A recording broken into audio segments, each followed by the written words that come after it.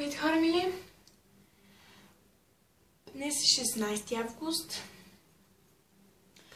и това клипче исках да ви съобщя една новина, че от тук нататък ще имам серии, значи тези обикновените ми клипове и клипове на ще имам нещо като реалити шоу за готвене и той ще се казва "Гответе заедно с мен". На всеки клип ще казвам, ако е "Гответе заедно с мен", ще казвам "Гответе заедно с мен" и ще го пише на име тяло. Това е първото нещо, което пробвах. Току-що го пробвах. На тиган. Филия на тиган.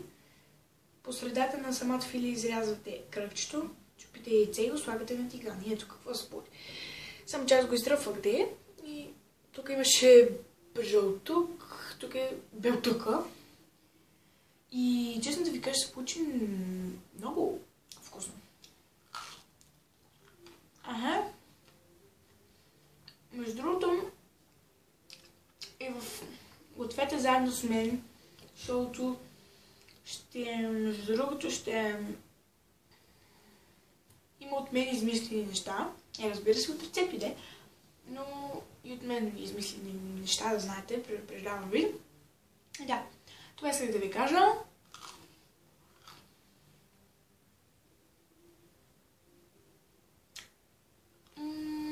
Да.